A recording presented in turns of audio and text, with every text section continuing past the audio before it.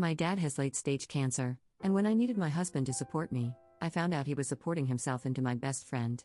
Posted by you/PresentHope4502. My husband and I have been dating since I was 19 and he was 22. We've been married for 6 years now. We have 2 kids, and I'm 6 months pregnant with our third. 2 years ago, I found out my dad has stage 3 colon cancer. My dad is my only parent, as my mom passed away when I was 12. He's my favorite person, and life without him doesn't seem as colorful. His laugh is contagious, and he gives these big bear hugs that make all your broken pieces feel perfectly in place again. Whenever I've had a hard day, he doesn't poke or prod, he just lets me vent and listens. About 5 months ago, we discovered that the treatments aren't working for him, and in the doctor's exact words, he said, months, not years. Since then, he's gotten progressively worse and is now losing his memory. He looked at the dog he got for me on my 21st birthday and said, "Wow, that's a nice dog, where'd you get it?" My husband has been my absolute rock. He has been there for me, holding my hand and helping me through this. He's been so loving and attentive to both my kids and me. Don't get me wrong, I am a mother first, always. I don't allow myself to wallow. My kids are still loved, cared for, played with, and I haven't let my responsibilities around the house slack. Once my dad got his updated prognosis, my husband encouraged me to quit my job.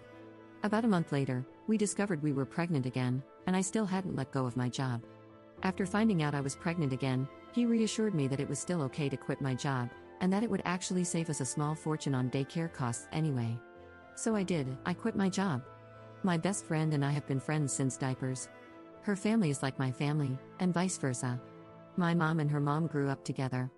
We've always been solid, and right after my dad's appointment, when we found out he had so little time left, I drove straight to her house, and she held me while I cried for hours. If there are soulmates in friend form, she is mine. Thick as thieves is what my mom used to say. This morning, as I was up with my 3-year-old, my husband's work alarm was going off. He has a few set, so I turned that one off and gently woke him up. He said he was up late working, so he took the morning off, then rolled over and went back to sleep. As I went to turn off the rest of his alarms, I saw a text from my friend on his lock screen that said, "I'm assuming since there hasn't been an angry pregnant lady on my doorstep, you haven't told her about us yet." Time froze in that moment. I took his phone, walked away, and just read their conversations. 4 months this man has been sleeping with my best friend. 4 months these people have been lying to my face. And I know what you're going to say, you should have seen the warning signs. But I've been clutching this phone in my hand for 2 hours, and nothing. He has been so loving and attentive to me, but he always has been. So kind and gentle. There have been no late-night work sessions except for once in a blue moon. There have been no lingering touches between them or even glances. They act exactly as they have since the day I first introduced them. How sick is it that she calls him her brother, but she's been sleeping with him? I know so many people get a moment of clarity in situations like this, but I have none. Aside from being sad about my dad, I haven't changed. I'm still a loving wife and mother. I still dote on him and my children. I talk to him about how he's doing and how his day was, every single day. I haven't allowed the ground to swallow me whole. I know what I have to do now, but I just don't want to. I'm about to lose my family and my support system in one blow. I'll confront him tomorrow. Today, I just need this last 24 hours of peace. As for my best friend, I won't give her the satisfaction of a response. I don't care why she did it. She did it, and it's done. I was always the friend who cleaned up her messes. After today, I will cut her out of my life like she never mattered at all. This has to be the hardest storm I'll ever weather, but damn it, I know I'll sail through it.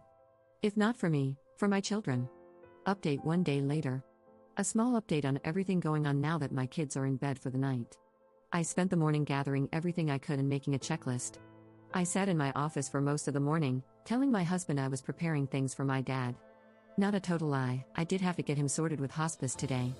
My boss would be happy to have me back, but my lawyer said to pump the brakes on that idea for the time being. However, my old boss did tell me that whenever I'm ready, the door is open, and to just give her a call. He does not have access to my inheritance from my father or my mother. My lawyer assured me of that. I didn't mention her before, but my mother-in-law is an absolute angel.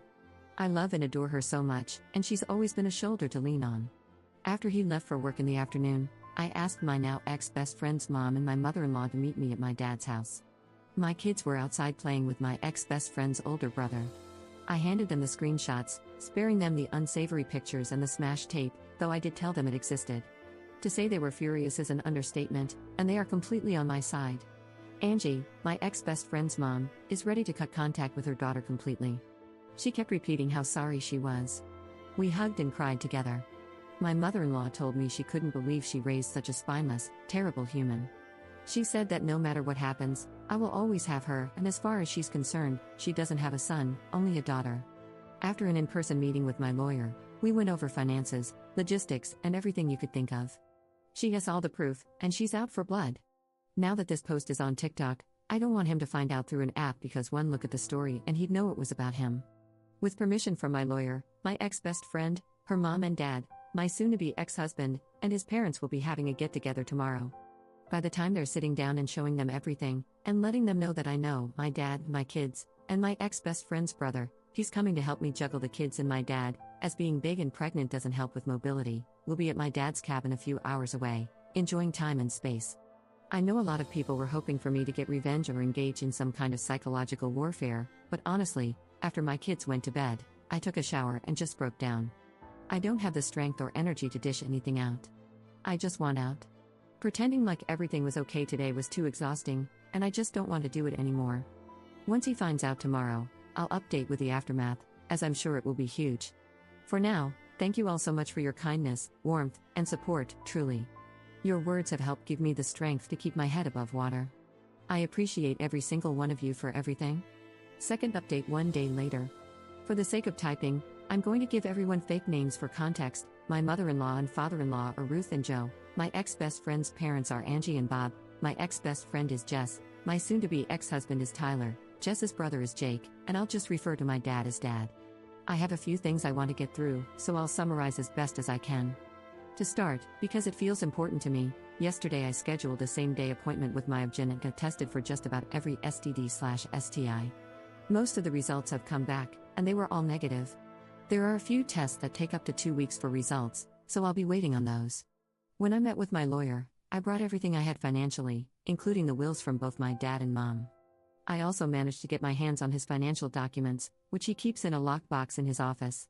Additionally, I brought over everything we had set up financially for our children. While I'm not entirely sure if it's everything, I'm confident I got most of it. My lawyer was pleased with how much I was able to gather.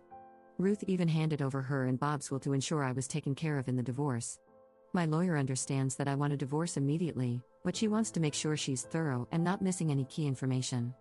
Hopefully, I'll have actual divorce papers to give him in about 30 days.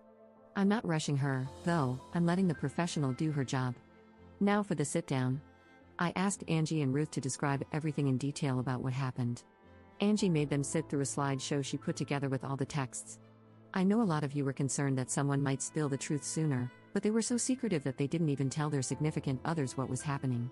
Once the slideshow ended, Tyler tried lunging at Jess, and Joe actually had to force him to sit down. Tyler was shouting profanities at Jess, telling her she would regret this. Jess started crying and begging her parents for forgiveness. Bob looked his daughter in the eye and told her he would never forgive her for this. Blood or not, she is no daughter of his. He said he didn't raise his daughter to be this person.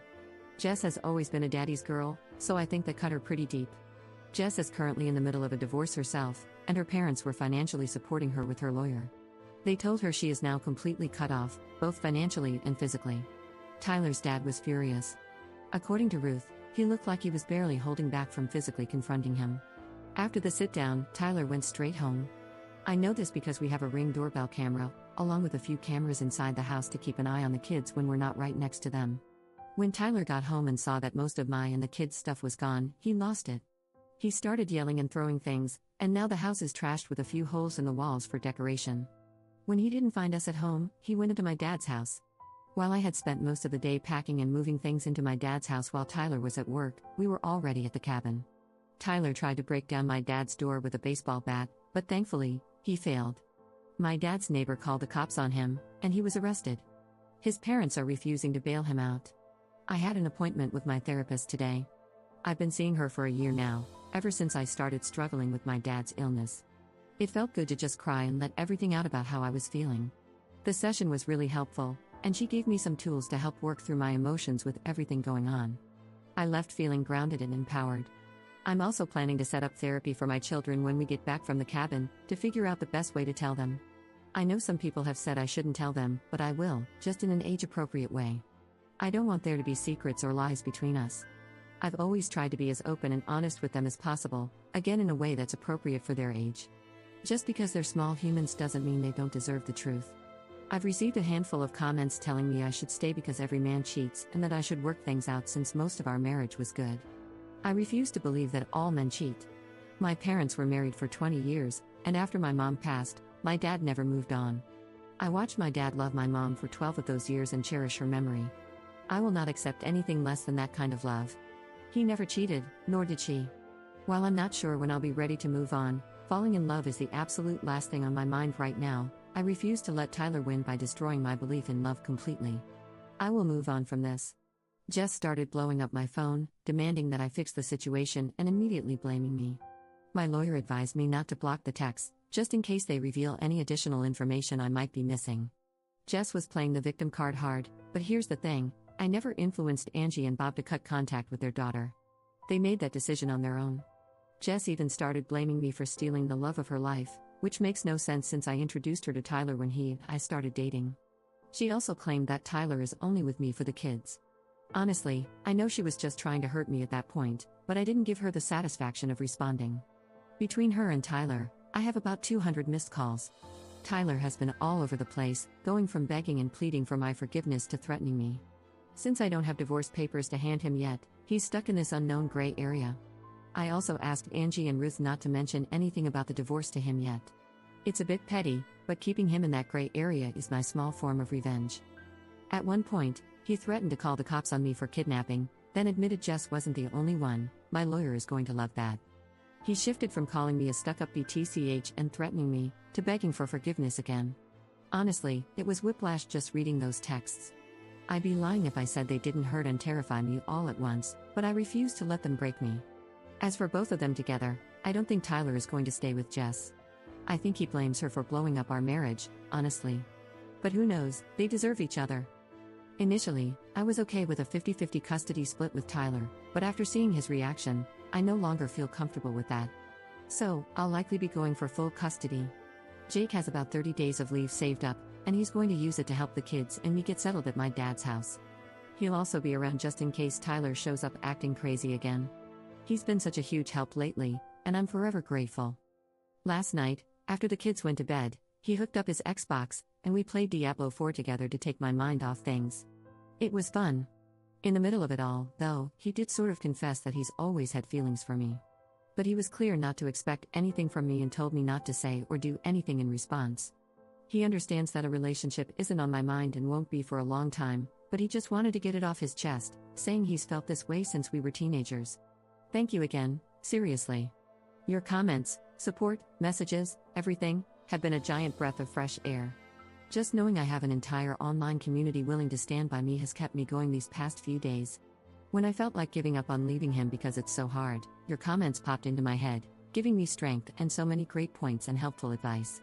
I know I deserve more, and I can't accept his actions. Third update 1 week later.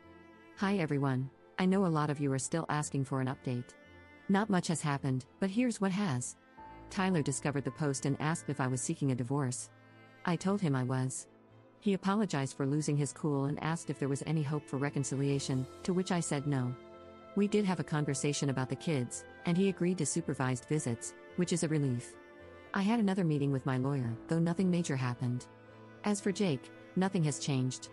He hasn't taken back his confession, but as I mentioned before, it's on the back burner for a long while. My kids' health and well-being remain my top priority. Unfortunately, my dad's health is on a steady decline. He's now in the hospital with no immediate release date. Please send thoughts and well wishes his way. My kids are adjusting well. We've scheduled a therapy appointment for them next week to help with the transition. My oldest has more questions than the others, but I'm waiting until the therapy session to have any big conversations to ensure I handle them in the best way possible. On a brighter note, my oldest made tryouts for the traveling soccer league, and the baby is doing great, too. Things have calmed down a lot. I feel like I have a better grip on everything now. I've been focusing on my dad and the kids to stay busy. Thank you all for your love, support, and for checking in. Fourth update 1.5 months later. Hey everyone, I'm still getting daily messages and comments for an update, so here's what might be my final one. My dad passed away about a week after my last update. Even though I knew it was coming, it still feels like a gut punch. Thank you to everyone who kept him in your thoughts, it meant a lot. My marriage has officially ended. Once Tyler realized how serious I was about leaving him, he became compliant and was willing to give me everything I asked for in the divorce. So, my lawyer opted for a dissolution instead of a divorce. The process was a lot quicker and went smoothly. For now, I have full custody while he works through his anger management and therapy. I'm not sure if I'll ever trust him fully with the kids again, but I'm in therapy too, as are my kids. I'm not making any decisions about that just yet. He currently gets supervised visits at a facility where there's plenty of staff and security, and someone is always present. That happens once a week, and he also gets video calls with the kids twice a week. Thank you all for your love and support throughout everything. The kids are adjusting pretty well. There are days when I can tell the changes affect them more, but they've gone through some big losses, so that's to be expected. I decided to give the baby my dad's first name, it just felt right. Thankfully, the baby is doing really well and thriving, despite all the stress I've been under. As for me, I'm managing as best as I can. I miss my dad like crazy, and I'm still figuring out how to exist in a world without him. The grief is still very heavy. I'm also mourning my marriage. While I don't regret leaving Tyler, it still hurts deeply. However, I'm picking up the pieces and building my life without him.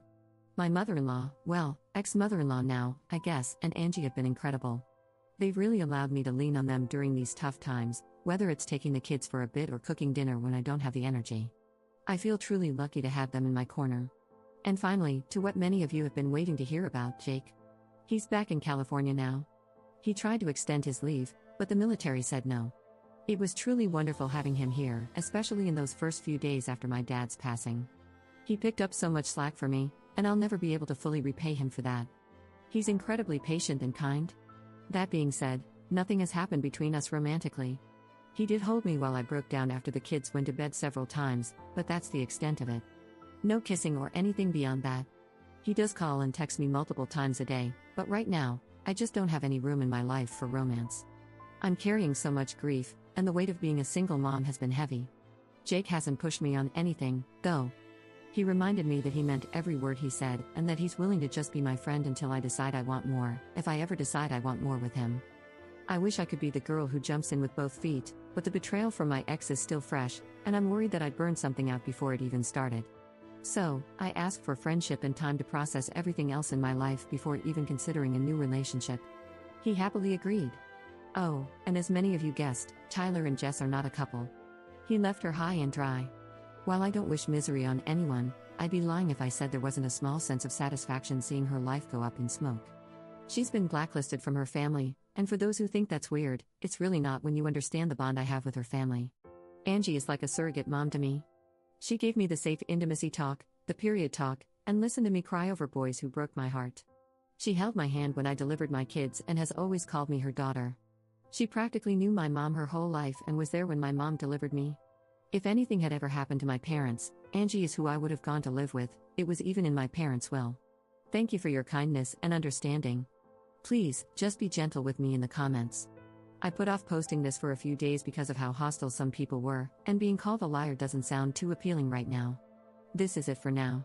I probably won't post anything else for a while as I'm still trying to find my footing and settle into a new routine before bringing a brand new baby into the world. I might come back to this, but I might not. I do promise, though, that if anything happens with Jake and me, I'll update. I know a lot of you became invested. 5th update 1 month later. Just wanted to come back with a small update. The baby is here. He was born slightly premature, but no NICU stay was needed. He was 5 pounds 9 ounces and 19 inches, and he's absolutely beautiful. Angie was in the room with me when I had him, while my mother-in-law stayed with the other kids.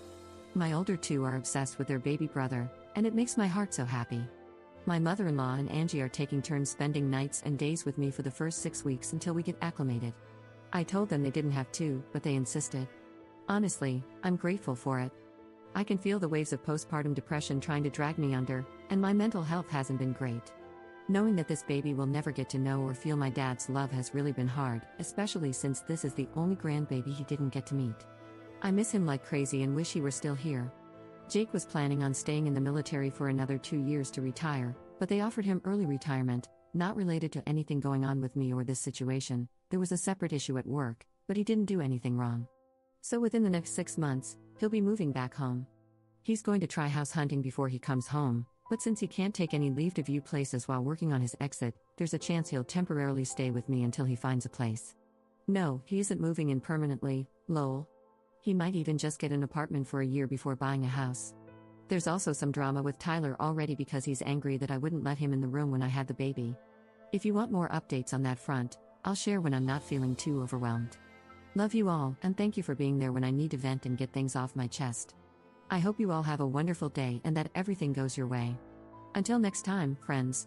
6th update 2.5 months later. Hey everyone, it's been forever since I last updated you all. I've missed chatting, but life has been keeping me very busy. So to answer some questions first, do Tyler's parents still talk to him? No, my mother-in-law cut him off almost instantly and went no contact. My father-in-law is very low contact and only speaks to him when he takes the kids to their supervised visits. Did Tyler cheat on you with more than just Jess? To my knowledge, there was only one other girl. If there are more, I'm not aware of them, and honestly, I think I'd prefer not to know. Aren't you concerned about Jake and Jess being in contact with one another still? They are siblings after all. Jake and Jess never had a good relationship. They were very low contact even before any of this came out. They didn't get along as kids, and that dynamic never changed as they got older. Looking back, how she treated him was a major red flag. As adults, they only ever spoke at family functions, and even then, it was brief and surface level. What are you telling your children? You should let them process how they need to. The only one old enough to semi-understand what's happening is my oldest. I sat both of them down and simply said, Mommy and Daddy aren't together anymore. Daddy did some things that I wasn't okay with. That means Daddy won't live with us anymore, but you can still see him, spend time with him, and love him with all of your heart. It might be a little confusing, and that's okay, but it's important to know that we both love you so much, and that will never change. I then asked if they had any questions or wanted to talk about it. My oldest had a few, which I answered honestly, but in an age-appropriate and gentle way. They're still in therapy, and I let them come to me if they want to talk about it. I don't push it on them. My goal has never been to weaponize the kids against him, and it's something I'll never do. He's their dad, and I refuse to traumatize them any more than they've already been. Now, onto the update. If you've read my previous comments, you know that baby boy is here. He's honestly been the calmest newborn I've ever had. He hardly cries and is always content and happy. He's been reaching all his milestone markers, even hitting the ones that aren't on the preemie scale. It's such a relief and a blessing. The older two absolutely adore him, and they're loving the extra attention from their grandparents. Yes, Angie and her husband are called Grandma and Grandpa too. When I went into labor, I told Tyler I was in labor but didn't want him at the hospital. It is his child, so I was being courteous. He blew up on me for taking away his right to see his child being brought into the world. I just turned off my phone to relax and de-stress.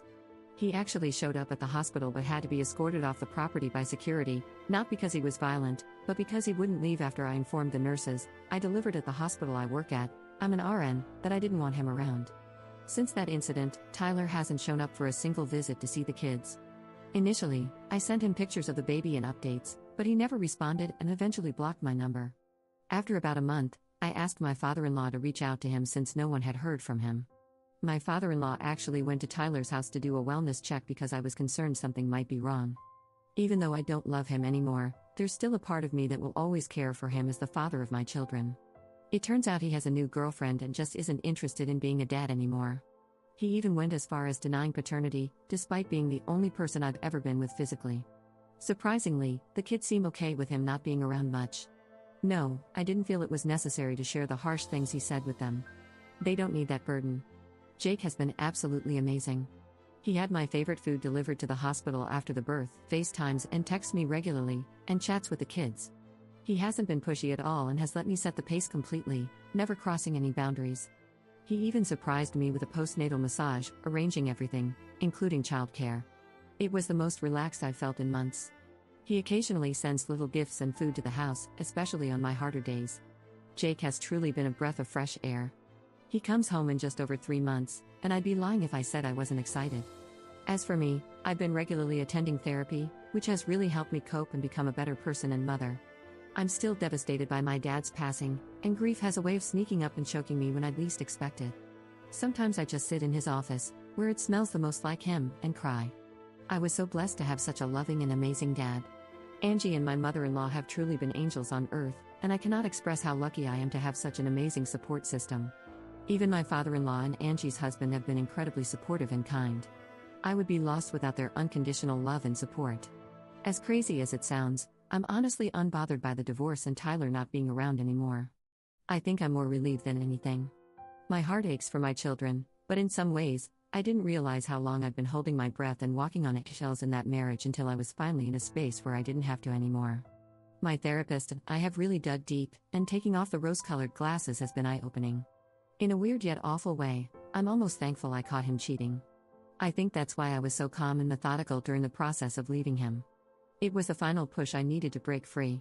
I go back to work next week, and I think I'm ready to find my new normal and get back into a routine.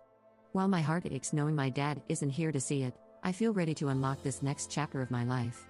Cheers to the chapter of healing, self-love, new beginnings, and finding peace within the chaos. Commenter. Any news from Jess throughout all of this? Ops response. No one has been in contact with Jess for a few months now. She's tried to reach out to me to reconcile, avoid accountability, and place all the blame on Tyler. I haven't responded to a single message. She's been using texting apps to contact me since I have her number blocked. I did hear through the grapevine that her divorce proceedings didn't go her way, as her ex-husband had proof of multiple affairs. He isn't really a good person either, so I'm not exactly applauding the ex-husband for this, but the karma is definitely bittersweet. She's been dragging out her divorce for a while and was already separated when her affair with Tyler began. For the record, I'm not the friend you can tell about cheating, because I will snitch, and she knew that. Looking back, I'm not surprised by any of it now. 7th update 3.5 months later. Hey friends, I come bearing some much anticipated news, but I'll breeze through a few things people wanted to know before diving in. A lot of people have been asking if Tyler is still not seeing the kids, and the answer is no, he isn't. He's completely cut off contact. His dad was acting as the middleman to avoid direct communication between Tyler and me, but even that has stopped. Tyler told his dad that his girlfriend made him choose between her and the kids because I wouldn't communicate through her. Mind you, I don't even know who she is, I don't even know her first name. I told him I'd be fine using a third party to communicate about the kids, but it couldn't be someone who's a complete stranger to me and the kids.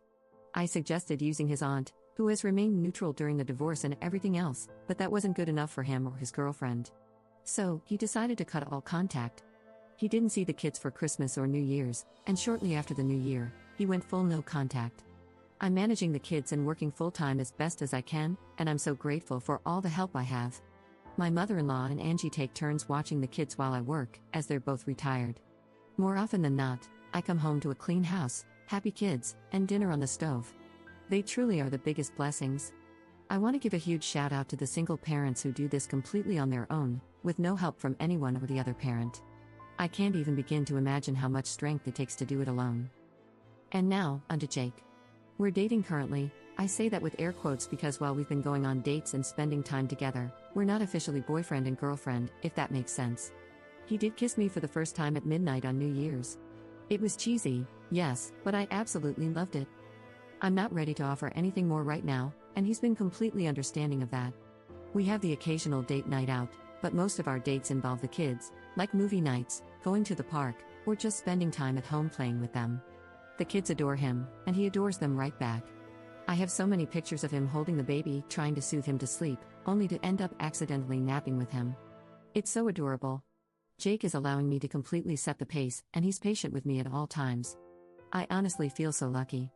I even told him that if he wanted to date other people, he could, but he looked at me like I had slapped him and was adamant that I'm the only woman he wants to pursue. Sometimes I feel guilty that he's helping heal a heart he didn't break, but he never hesitates to remind me that he's all in and will wait forever if he has to. It's incredibly reassuring, and I couldn't ask for more. I waited so long to share this because I wanted Jake's stamp of approval before continuing to share what's quickly evolving into our love story. I let him read my posts and all of your comments. He may have gotten a bit of a big head with how much everyone is Team Jake. He pokes fun at me for it, and honestly, I love it. This man is so funny without ever being mean. He even said, "It's a breath of relief to know your internet family approves of me." He did create a Reddit account to check out my posts, with my approval, of course. He'll likely be a silent follower, but don't be surprised if he pops up in the comments every now and then, lol. I hope everyone has an amazing day, and we'll talk soon. Commenter. Is Tyler paying child support? How can he just ghost when he has 2 kids? How are the kids holding up? My heart breaks for them. Ops response. He wasn't initially, but I spoke with a family lawyer right after the holidays, and they explained that one of the best ways to get full custody and terminate parental rights is by putting him on child support. If he doesn't pay it, doesn't ask about the kids, or isn't contacted regarding them for a full year, it would be considered abandonment. After that, I could go to court to pursue those charges, and he wouldn't be able to just pop up one day and decide he wants to take me to court for full custody when he feels ready to play Father of the Year. After 90 days, we can start the paperwork for abandonment and other processes. The lawyer explained it better than I can, but it was something along those lines. I highly doubt he'll pay it, though. He found out about my inheritance from my mom and dad during the dissolution, and he seemed pretty angry that I had all this money and he wasn't getting any of it. If he does pay child support, it'll go straight into a savings account for the kids, and they'll have access to it when they become adults. As for the kids, they seem fine. They're still in therapy, and I'll continue taking them until they feel like they no longer need it, and if the therapist agrees, we'll stop. They don't really ask about their dad much at all. On Christmas, they asked if they'd be seeing him, but when I gently told them he wasn't coming, they seemed unaffected. They haven't asked about him since. I've started feeling like maybe he wasn't as good to them when I wasn't around, because they've just accepted it and seemed genuinely okay with him being gone. 8th update 3 months later. Hey guys, can you believe that in less than 2 weeks it'll be a year since I made my first post on Reddit the morning I discovered my ex-husband's affair? I just want to say thank you to everyone who has supported me on this journey. You've all been such a blessing. Whether for advice, kind words, or just a listening ear, I feel so lucky to have developed my own little community here on Reddit. First things first, I meant to update sooner, but as Jake mentioned in his comment, I was locked out of my account. Well, someone changed the password and email to my Reddit account. You'll never guess who it was. Let's rewind about a month ago. I was cooking dinner for Jake and the kids while Jake was outside playing with them in the backyard. Suddenly, my front door opened, and I figured it was one of my in-laws. They don't usually drop by unexpectedly, but both Angie and my mother-in-law have a key to my house since they help out so much. Imagine my surprise when I'm chopping up carrots and see Jess waltz into my kitchen. I simply pointed the knife at the door and told her to get the hell out of my house before I called the cops and pressed charges for breaking and entering and trespassing. I wasn't even concerned with how she got into my house at that moment. I keep my doors locked 24/7, call it paranoia if you will. I just wanted her out and figured I'd deal with the rest later. She started screaming and calling me psycho for threatening her with a knife. Jake heard the screams and rushed inside. His immediate reaction was to restrain Jess because he thought she was hurting me, even though there was a solid 10 to 15 feet between us. He dragged her out of the house and told her to leave. Jess was screaming that she would ruin my life and claimed all she came over for was to ask for forgiveness. Then she called the cops and made up this elaborate story, saying we lured her to my house to set her up, that I tried to stab her, and that Jake was punching her repeatedly. She had zero proof, of course, and I have cameras covering the main areas of the house. Naturally, I pulled up the footage and showed it to the cops, and they left, taking Jess with them. Ever since that night, Jake has stayed at my house every night to make sure I feel safe. Afterward, Jess hacked into every single one of my social media accounts, including Reddit. I never changed my password since everything blew up. I never thought she'd stoop even lower. She posted some truly awful and hateful things on my Facebook and Instagram. Thankfully, she didn't manage to post anything on Reddit before I got it back. She even spammed my workplace with complaints and fabricated stories about me. I'm a nurse at our local hospital, and I was suspended for a week while they investigated. Thankfully, after everything was looked into and everything I told my boss, HR, and everyone else was proven true, I was welcomed back to work. I filed for a restraining order against Jess for both myself and my children after she tried to pick up my oldest from school without anyone's knowledge. Thankfully, I had already spoken to the school about this and gave them a strict list of people who are allowed to pick up my child. I told them to send everyone else away and call the cops if necessary, especially after Tyler got violent in front of the kids a while back. The school handled it perfectly. They escorted Jess off school grounds and kept my child safe and close until they saw me for pickup.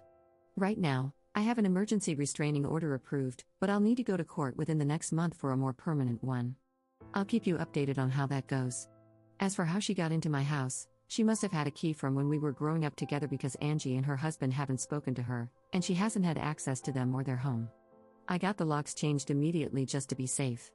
There's no real update on Tyler. He still hasn't reached out to see the kids or asked about them. He's basically been a ghost. About a week ago, while we were having dinner with Jake, my oldest quietly said she wished Jake was her dad and mentioned how her real dad never played with them and was really mean when I wasn't home or looking. That just confirmed my fears. They were too accepting of him being gone, and now I understand why. Through the grapevine, via my mother-in-law and father-in-law, I found out that Tyler is already remarried and has another baby on the way. My mother-in-law told me they received both a baby shower and wedding invite in the mail. Honestly, I just feel bad for his new wife. The kids are truly wonderful. They're still in therapy, but the therapist has only positive things to say after their sessions now. She did mention that my oldest brought up the idea of calling Jake Dad, but honestly, I'm not sure if I'm ready for that yet. Jake has made it clear that once, yes, he said once, not if, we're married, he fully intends to adopt the kids, but that's a conversation for another day, haha. I don't want to deter my oldest from building a strong bond with Jake, but it still feels too soon, you know? As for my middle child, it seems like they've completely forgotten about Tyler and are their usual ray of sunshine. I've honestly never met a happier kid. And the baby is babbling, smiling, and laughing now, can you believe it? I'm truly blessed with such amazing kids. Jake is well, Jake, you know how that goes, haha. No, seriously, I've never felt such happiness before. He was genuinely concerned by how many people were commenting, asking if we were still together, and told me, you better update right now and tell them we're still together. I wish you guys could hear just how funny he really is.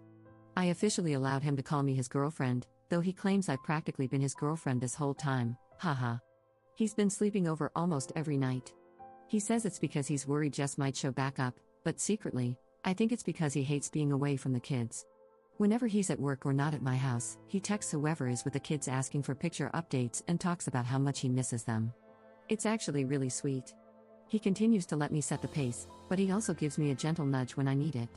He's even attended a few of my therapy sessions to better understand what I need from him in this relationship. Jake is honestly everything I could have asked for. I'm so lucky to love him. As always, thank you for being here. Until next time, friends. 9th update 1 month later. Hey guys, I'm making this quick since this is the first break I've had from my busy life in weeks. I had my restraining order court date. While I didn't get a permanent restraining order, I did secure a 7-year one. Apparently, in my state, it's really hard to get a permanent restraining order unless you have tangible proof that you're going to get unalived. Everything I had on Jess wasn't enough for permanent, but I'm still content with the outcome. If she continues to be a bother during or after the 7-year order, I can take her back to court or have her arrested. With that said, I'm letting the talks and questions about Jess end here. I love sharing my life with you all, but I don't want her to try and use anything I say, whether it's under a false name or protected identity, to claim I've been breaking the restraining order. On a happier note, Jake, the kids, and I decided that since he's spending so much time at my house and his place is basically just a storage unit, he's going to move in. And before anyone says it's too fast, just know that I've literally known Jake my entire life. I'm comfortable and confident in this decision. Tyler is still a ghost, 0 contact attempts. The kids are beautiful, loved, and thriving. Sorry this is short and sweet, but life has been kicking my rear between sleep regression, lawyer meetings, court, work, and my older two's extracurricular activities. Love you guys, and thank you for sticking with me over a year later. I hope everyone is doing well. 10th update 3 months later. Hey guys, I have some news, and I'm not sure how else to say it, so I'll just come out with it. Jess was found deceased in her apartment from a substance overdose at the end of July. To say it was a shock would be an understatement. Jess was the kind of girl who never touched substances in her life. Even back in the day when I would occasionally smoke grass, she'd pick a fight with me about it. A part of me is devastated. Jess was my best friend, and we went through so much together, we had so much history. She wrote me a letter, and while I'm not going to go into every single detail, I will share one significant part. In the letter, she explained that she saw I was trapped in an unhappy, loveless marriage and wanted to help me get out of it. She didn't know how, so one night, when she started using substances, she decided the only way to get rid of Tyler was by sleeping with him. From there, things spiraled, and she fell in love with him. She became jealous because he would fill her head with pretty lies and then go home to me. While I don't forgive her for what she did to me, I get it. I understand. Jake has been blaming himself, in a way. Yes, he was angry at Jess, but he never wanted her to unalive herself, none of us did. He's been struggling but, in true Jake fashion, he's been pushing his grief aside to be there for everyone else.